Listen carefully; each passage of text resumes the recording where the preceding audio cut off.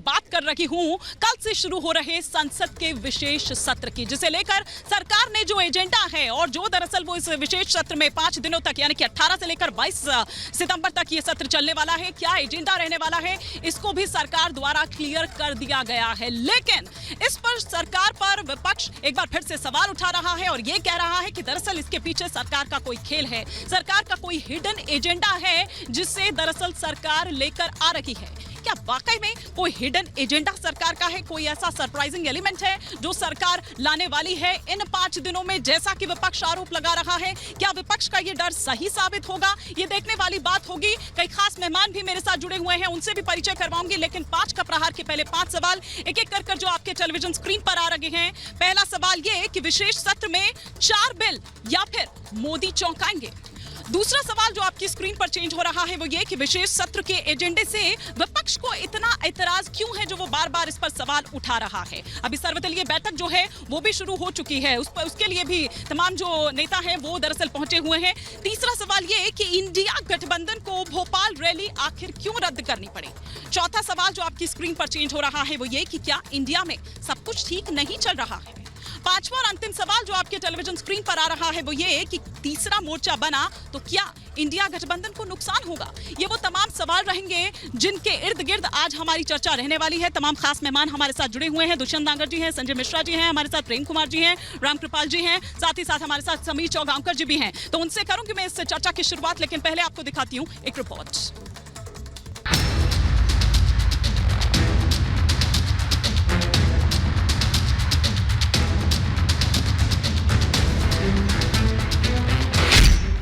विशेष सत्र से पहले नई संसद के गजद्वार पर तिरंगा शान से लहराया। उपराष्ट्रपति जगदीप धनखड़ ने ध्वजारोहण किया। इस दौरान लोकसभा और राज्यसभा के कई नेता मौजूद रहे, लेकिन कांग्रेस अध्यक्ष मल्लिकार्जुन खड़गे, सोनिया गांधी, राहुल गांधी नहीं आए। दलील दी गई कि पहले से सरकार ने कार्यक्रम के बारे में नहीं बताया। 17 को ऑल पार्टी मीटिंग तो पहले ही बोला गया है और 2-3 दिन 4 पहले दिन तो डिसीजन हुआ। डिसीजन होने के बाद तुरंत बताया गया है, तो नहीं आए तो इसके लिए सबके लिए सब अधीर रंजन जी कैसे आए, ऐसे सबको सरकार को ही वो एक तरह इल्जाम लगाना इनका प्रैक्टिस बना। मुझे क्या मतलब ये नहीं होगा काम, अगर मुझे काम नहीं होगा तो बोल दे कि भाई चले जाए, आप लोग बोल दो। नया बहाना बनाने के बजाय जो हो रहे हैं उनके दर्द देखो ना, उनको दीदार करो। आपको लगता है सबको आना चाहिए, ये प्राउड का मैं तो आ गए ना, I am represent the party, उधर it will not surprise the media people. संसद के विशेष सत्र में क्या होगा, इसका इशारा आज ही मिल गया। हालांकि विशेष सत्र सुचारू रूप से चले, सदन में कोई हंगामा ना हो, मुद्दों पर सार्थक चर्चा हो, इसके लिए सर्वदलीय बैठक भी हो रही है। पर इससे पहले सरकार ने एजेंडा भी जारी कर दिया। सरकार ने बताया था कि विशेष सत्र के दौरान एडवोकेट संशोधन bill, press and registration of periodic bill पेश होगा, पोस्ट ऑफिस बिल 2023 और सीईसी बिल पेश किया जाएगा। लेकिन सवाल है, क्या यही 4 बिल विशेष सत्र में पेश होंगे या प्रधानमंत्री एक बार फिर चौंकाएंगे? ये सवाल इसलिए क्योंकि विशेष सत्र से पहले 1 नेशन 1 इलेक्शन की चर्चा जोरों पर है। सरकार कमेटी बना चुकी है तो विपक्ष विरोध कर रहा है और बीजेपी विरोध की वजह पूछ रही है। 1 नेशन 1 इलेक्शन से कांग्रेस को किस बात की चिंता है?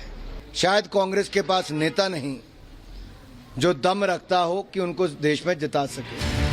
तो लगातार बैठकों के बावजूद INDIA गठबंधन न चेहरा तय कर पा रहा, न ही रणनीति बना पा रहा, क्योंकि अक्टूबर के पहले हफ्ते में INDIA गठबंधन की पहली रैली भोपाल में प्रस्तावित थी। लेकिन कल कांग्रेस नेता कमलनाथ ने रैली रद्द करने का ऐलान कर दिया। तो सवाल खड़े होने लगे, क्या INDIA गठबंधन में सब कुछ ठीक नहीं चल रहा? और इस बीच AIM-IM अध्यक्ष असदुद्दीन ओवैसी ने लोकसभा चुनाव से पहले तीसरे मोर्चे की बात कर सियासी पारे को चढ़ा दिया। हमने तो हमारे मुख्यमंत्री से जो हमने बात की थी, उनसे हमने कहा कि आप इसको लेकर आगे बढ़िए, पेशरफ करिए और एक थर्ड फ्रंट बनाइए जिसमें आप खुद TRS होगी, दूसरे जो पार्टीज बाहर हैं उनको लीजिए। ये एक बहुत बड़ा पॉलिटिकल वैक्यूम इस देश में भी है और मैं समझता हूं कि उस पॉलिटिकल वैक्यूम को अगर KCR लीड लेंगे, उसको वो फुलफिल कर सकेंगे, फिल कर सकेंगे। ये ए बी सी अलग अलग एक दूसरे की मदद करते रहते हैं। अब जब ये घबरा गए तो इनकी असलियत, इनके रिश्ते की असलियत सबके सामने आ गई। ए बी सी सब मिल गए, सब मिलकर इस डर के मारे, इस घबराहट के मारे कि कांग्रेस हावी हो गई तेलंगाना में, सब जगह कांग्रेस ही कांग्रेस, तिरंगा ही तिरंगा दिख रहा है, तीनों इकट्ठे होकर अलग अलग जगह पर कार्यक्रम कर रहे हैं ताकि ध्यान बंटे। ऐसे व्यक्ति के बारे में क्या मैं जवाब दूं जो एक जुगलबंदी का हिस्सा है? राग दरबारी चल रही है तीनों जगह। साफ है विपक्ष दो गुटों में बटा है और तीसरे मोर्चे की सुगबुगाहट तेज हो गई है। ऐसे में सवाल खड़े हो रहे हैं, तीसरे मोर्चे में कौन कौन जुड़ेगा और अगर तीसरा मोर्चा बना तो INDIA गठबंधन को कितना नुकसान होगा? Bureau report, Republic Bharat. तो तमाम खास मेहमान हमारे साथ हैं। चर्चा की शुरुआत करें उससे पहले एक बड़ी खबर आ रही है, कुछ तस्वीरें भीतर की आ रही है। जो ऑल पार्टी मीट इस वक्त शुरू हुई है और आपको बता दें कि राजनाथ सिंह की अध्यक्षता में दरअसल की बैठक जो है वो हो रही है। इसमें आम आदमी पार्टी शामिल है, इसमें कांग्रेस शामिल है, इसमें SP पहुंची हुई है, साथ ही साथ TMC, BJD समेत कई दल इस वक्त वहां पर पहुंचे हुए हैं और ये बैठक इस वक्त चल रही है। तस्वीरें आप देख पा रहे हैं। कल से ये विशेष सत्र शुरू होना है और उससे पहले आम सहमति बनाने की जो दरअसल कोशिश है वो इस वक्त चल रही है। और आइए